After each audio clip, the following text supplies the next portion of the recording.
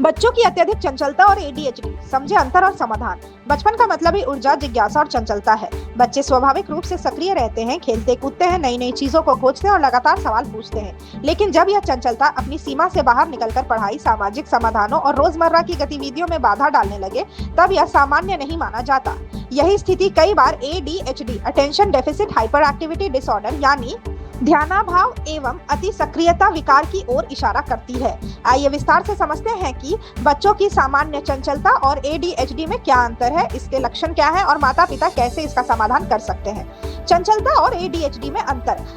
सामान्य चंचलता, बच्चे खेलते समय भाग दौड़ करते हैं, कभी कभी ध्यान भटक जाता है, लेकिन थोड़ी देर बाद वे फिर से पढ़ाई या किसी काम पर फोकस कर सकते हैं। उनकी गतिविधियां उम्र और माहौल के अनुसार होती है। यही अस्थायी स्थिति होती है और समय के साथ नियंत्रित हो जाती है। एडीएचडी के व्यवहार, बच्चा लंबे समय तक किसी कार्य पर ध्यान केंद्रित नहीं कर पाता। बिना वजह बार बार दौड़ना, कूदना, चिल्लाना या बातों के बीच टोकना, पढ़ाई या होमवर्क में लगातार कठिनाई, सामाजिक परिस्थितियों, कक्षा, पारिवारिक सभा में अनुचित व्यवहार, यह केवल अस्थायी नहीं बल्कि लगातार और बार बार होने वाला पैटर्न होता है। एडीएचडी के प्रमुख लक्षण। एडीएचडी के लक्षण आमतौर पर 3 श्रेणियों में बांटे जाते हैं।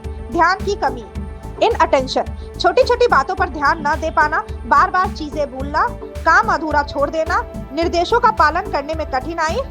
अत्यधिक सक्रियता, हाइपर एक्टिविटी, लगातार हिलना डुलना या पैर हाथ हिलाना, शांत बैठने में कठिनाई, जरूरत से ज्यादा बोलना, क्लासरूम या मीटिंग में बार बार उठना बैठना।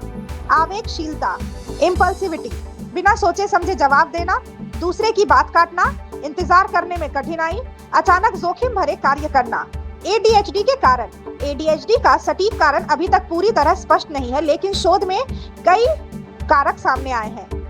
आनुवंशिक कारण, परिवार में किसी को एडीएचडी होने पर बच्चों में इसकी संभावना बढ़ जाती है। मस्तिष्क की संचारता और कार्य, दिमाग के कुछ हिस्सों में रासायनिक असंतुलन या गतिविधि में अंतर देखा गया है।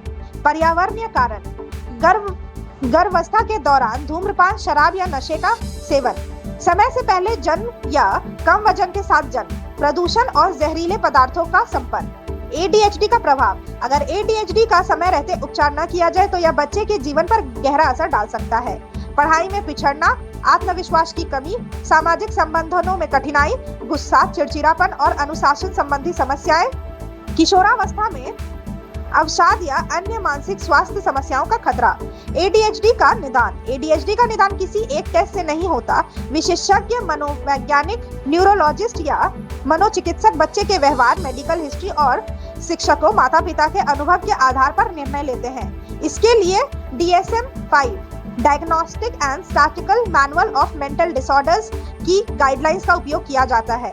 यदि लक्षण कम से कम 6 महीने तक लगातार बना रहे और पढ़ाई, परिवार या सामाजिक जीवन को प्रभावित करे, तभी एडीएचडी का निदान किया जाता है। उपचार और समाधान। एडीएचडी का इलाज केवल दवा से संभव नहीं है, यह एक बहुआयामी दृष्टिकोण पर आधारित होता है। व्यवहार चिकित्सा, बिहेवियरल थेरेपी, बच्चे को कार्य पूरे करने पर प्रोत्साहन और इनाम देना, अनुशासन और समय प्रबंध की आदतें सिखाना। दवा, मेडिकेशन, डॉक्टर की सलाह पर कुछ स्टिमुलेंट या नॉन स्टिमुलेंट दवाएं दी जाती है जो ध्यान केंद्रित करने और आवेग नियंत्रित करने में मदद करती है। माता पिता की भूमिका, धैर्य और समझदारी से बच्चे का मार्गदर्शन करना, घर पर समय सारणी बनाना, सकारात्मक भाषा और प्रोत्साहन का प्रयोग करना।